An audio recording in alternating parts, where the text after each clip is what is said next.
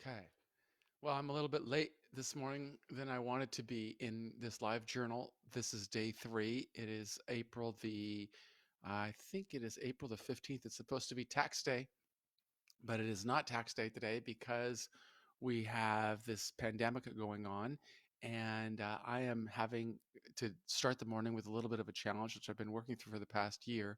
I saw that Zoom, a platform that I use frequently, has been compromised, and all of my passwords, unfortunately, have not really been very secure. I'll tell you a story. I had a prison number for 26 years, and it's pretty much defined my life. It's number 163777004, and I have a wife that I married in prison, and her name is Carol. And some combination of that number and her name has been pretty much all of my passwords, including my password on Zoom. So when I learned that the Zoom platform was canceled, I had to go through a pretty big challenge in trying to find all the places I used it, all the banks, all the credit cards, all the applications, so many different areas. I've had to change my password. But the good news is I found a password system, and it's called One Password, which I'm signing up for. And it assigns random passwords, those crazy ones with letters and numbers and exclamation points and symbols to generate secure passwords that we can use, and one password will remember it anywhere. So I'm only going to have to remember one password, and it will keep track of everything else on all of my devices. I have to pay a subscription fee to it, but I think it's going to be worth it because it is such a distraction to remember those passwords, number one. Number two, when you're having to type those passwords on a device like a mobile phone, it's really difficult when you have long passwords. So kind of happy to be able to work towards that, and I'm happy to be back to share day number 3 on this journal, which we started with the idea of recording how to be resilient, how to recalibrate during times of struggle and challenge. And I want to reveal that I use the same strategies that powered me through 9,500 days in prison to recalibrate right now. Yesterday's video, I hinted a little bit about the challenges that I faced in litigation and how I have had to start rebuilding again, both financially and with my career, because I got sued and lost millions of dollars in assets, and I'm rebuilding. And I started rebuilding once I settled with the Federal Trade Commission. And on my website, there's a pretty detailed story with links to all of the lawsuit and litigation, because I always say I never ask anybody to do anything I'm not doing, and I'm 100% transparent. So anybody can look at anything that I've done. And I find that this is an effective strategy for me to overcome struggle. It's what I started doing when I was in prison, when one day I drew a line in the sand and said, this is it. This is the last day that I'm going to live hiding from the decisions that I make. I made bad decisions when I was 20, and that resulted in me getting sentenced to a 45-year prison term. But while I was inside that Pierce County jail, I read Plato's Republic, and it completely changed my mindset. It completely changed the way that I look at the world, and I decided to stop living and worrying about what's going on in my life and start thinking about what can I do to reconcile with the community and make society a better place. And those decisions have really guided me for, well, since I read that book. So I always give credit to that story because it changed my life and it changed the way that I think. It empowered me through prison. And it's the same thing that I am doing now, where the first step in being resilient for me is to define success. Define success as you want it, not as anybody else wants it, as you want it. And then identify the clear goals that are going to reflect your commitment to that success. So as I wrote previously, or as I said previously, and I've written many places, for me, the first step was to say, I'm going to come home with my dignity intact and be ready to function in society as a law abiding citizen and move past the bad decisions of my youth. I had to project into the future, decades away, when I was going to come out, and say, how am I going to come out? What strength am I going to have? That vision, that mindset, required me to stop thinking about my own problem of living inside of a prison cell and start thinking about the time that I'm going to be sitting across the table from somebody who's going to have the power of influence over whether I get an opportunity or I'm declined an opportunity. And so by thinking about who that person was and what that person would expect of me, it made all the difference in the world. In my case, I thought that person's going to want me to have an education, because if I have an education, it reflects that I don't want to be a criminal. That person's going to want that I um, contribute, demonstrate that I'm contributing to society in some kind of meaningful, measurable way. And three, that person is going to want to see that I have a support system. Now, that's what guided me through prison. But the reality is, that's not a prison recipe.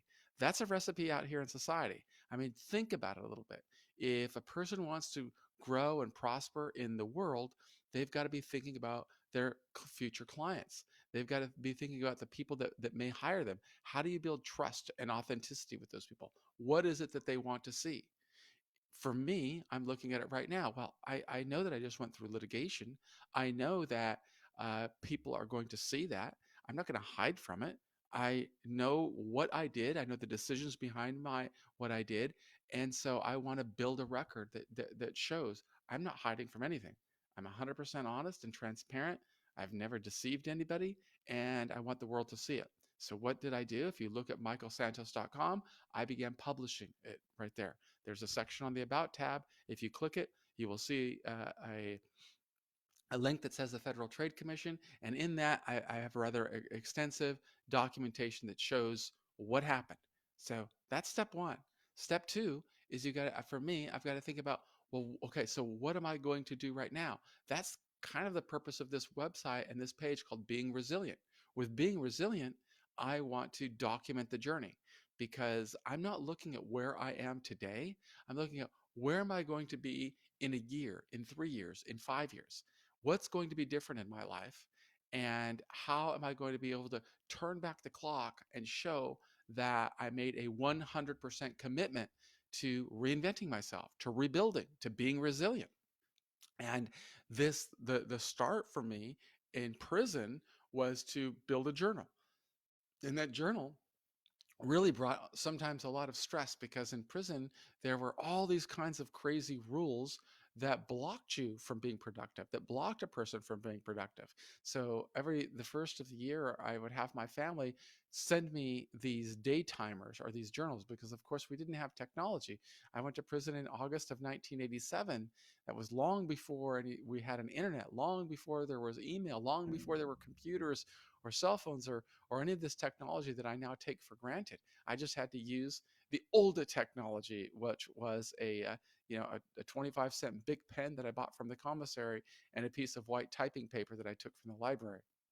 And then I would write down what I would say I was going to do, what level of progress I was making, and how my life would look different in 1 month or 1 year. How many books would I read? How many letters would I write? How many mentors would I bring into my life? What classes did I complete?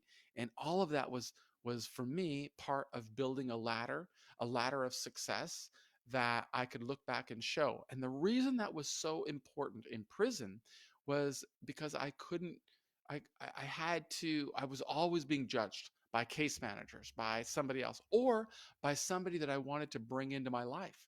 Um, like a mentor for outside. So I'd want to show them, hey, this is who I am. This is what I've done. I made some really bad decisions as a young man, but this is how I'm going through this. And so I would document efforts that I made, like to get into a university, or to complete a course load, or to learn a new concept. And the more documentation I would bring to it, the more authenticity I could build and the more I could persuade somebody else to believe in me. And that was really, really important. Just like it's really important out here in society. I had prior to, if you look on the FTC tab on my michaelsantos.com website, you'll see that before all of this began, before I settled, I had a credit score of 800. But I knew that with this litigation, once I surrendered millions of dollars worth of assets, it would take some time before those assets became reconciled because I no longer owned them. and the people that I surrendered the assets to, which is called a receiver, wasn't going to pay mortgages, and I had $2 million in mortgage debt. So my credit's taken a hit. It's dropped to like the 600 score. Not a big deal for me because I know that that is a reflection not of bad decisions that I made or irresponsible payments that I made. It was the result of litigation that followed a bad business decision that I made. And the more that I record it, the easier it's going to be for me to recover. And right now I'm in month 4 since the challenge, but I've done a lot since then. I followed that same path. I made 100% commitment to success. I defined success as rebuilding, building a new brand, documenting the journey, and then I took some very clear action steps to do it. I enrolled, as I said, wrote yesterday, I enrolled in a course to learn a little bit more about digital marketing. I go through those courses while I am maintaining my commitment to fitness by going into a treadmill, which is right behind that door. I've got a screen. In fact, one of these days, I'll take a picture of how I do it. In fact, I'll do it today. While I'm running, I've got a television screen in front of me, and I'm going through these training courses so that I can learn different concepts of digital marketing. And there's a reason that I chose to learn digital marketing, just like there was a reason for the courses that I chose to study when I was in prison. When I was in prison, I knew that I had to learn how to put sentences, words into sentences, and sentences into paragraphs, and paragraphs into chapters, and chapters into books, because that was the strategy I intended to use to transcend the prison wall and to get on the other side and connect with other people. If I did not learn how to communicate in written words, I would be limited to that world where I lived, the prison system. And the only people that I would know would be other people in prison.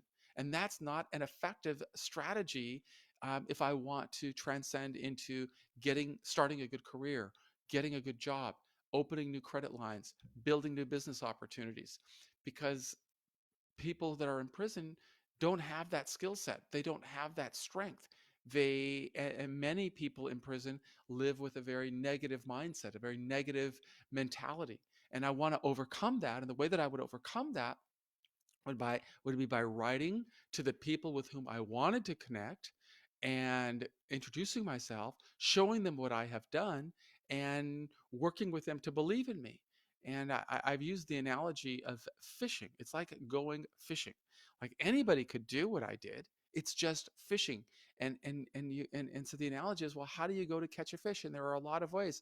There are myths of people being able to hold their arms out at the foot of the sea and saying, "Fish, I command thee, jump into my arms," and a fish will jump out. And maybe that's possible, but it's probably not realistic. There's a better way, and the better way might be to get a fishing pole, get a hook, put some bait on it, throw that fishing line out, and you probably have a much better chance of catching a fish.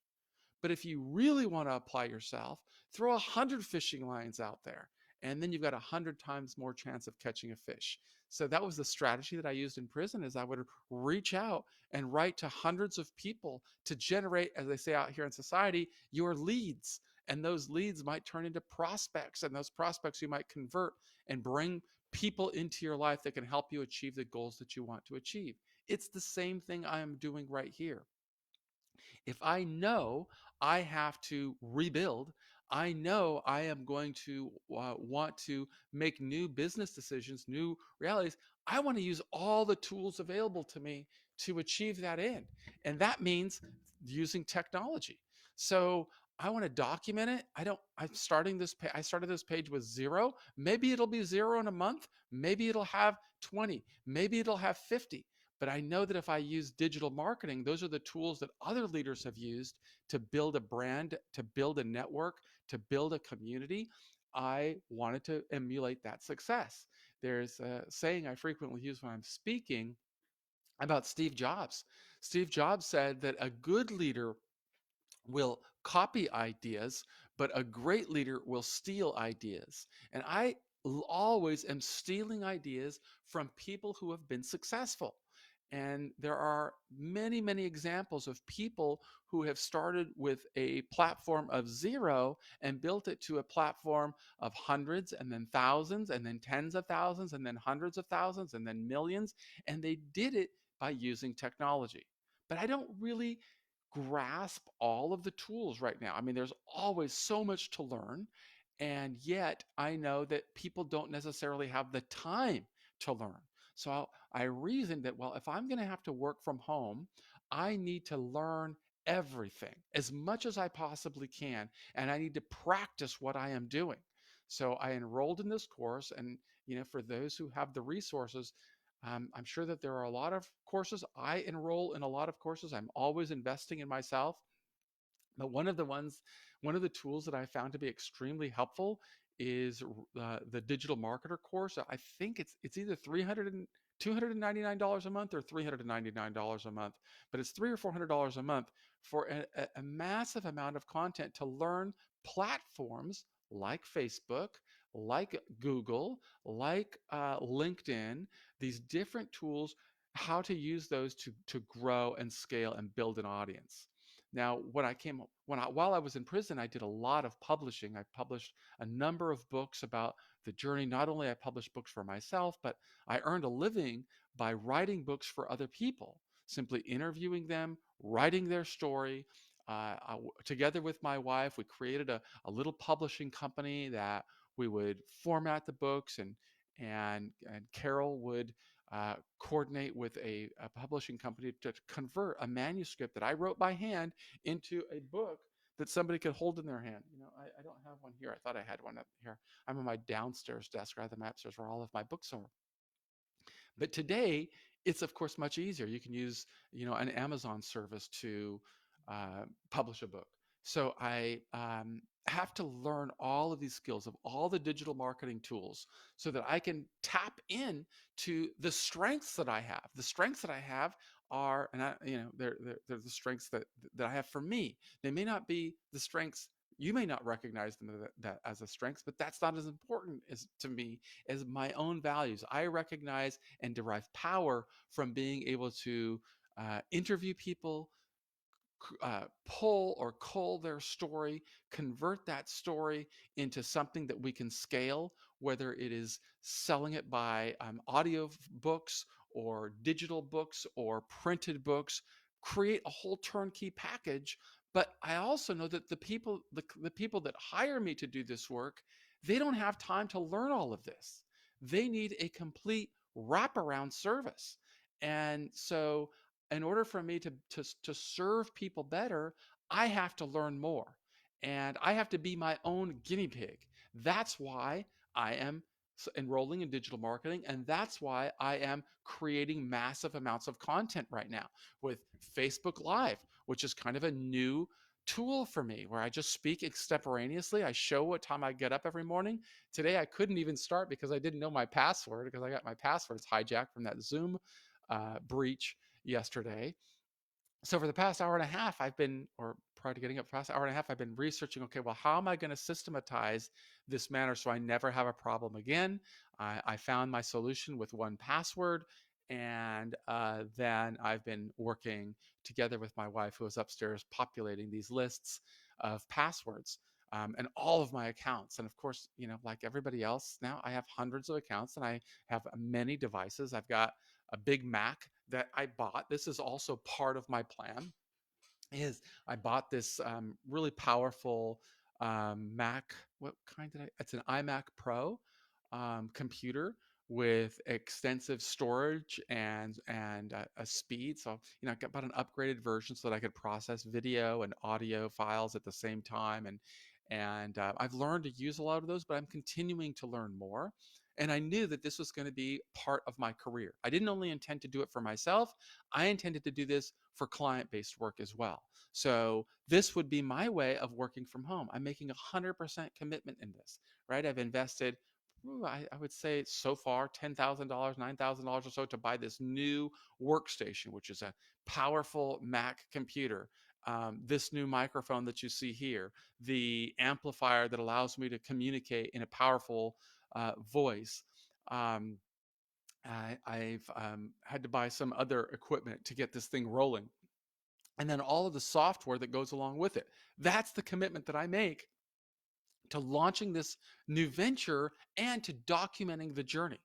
And, since I have started this process of having to rebuild and recalibrate, um, I've done well, given that we're in a quarantine and a work from home, shelter in place environment. Of course, none of that really complicates my life because I'm used to working alone. I used to do this same thing, but I would do it inside of a prison cell. And I would have no tools other than a piece of paper and a pen and a dictionary and whatever I could create out of my own mind. And through that process, I found a way to restore confidence and grow and be resilient. And that's what I am encouraging other people to do. Find your way to be resilient. And I will continue to document this every day, what I am doing because I intend to become successful at this.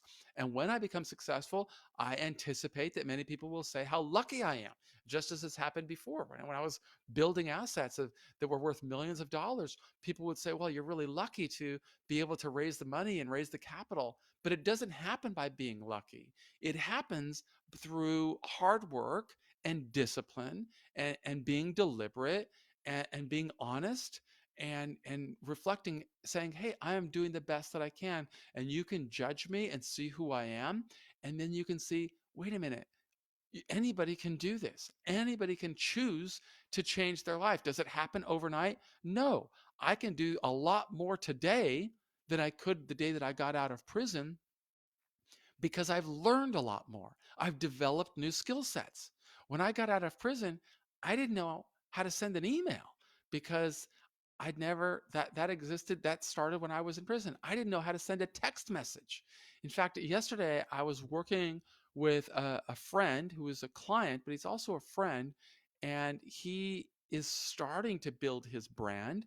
The challenge for him is he doesn't know how to do all of this. He says, "Oh, well, you've got so much stuff out there. It's easier for you to say," but it wasn't always easier for me.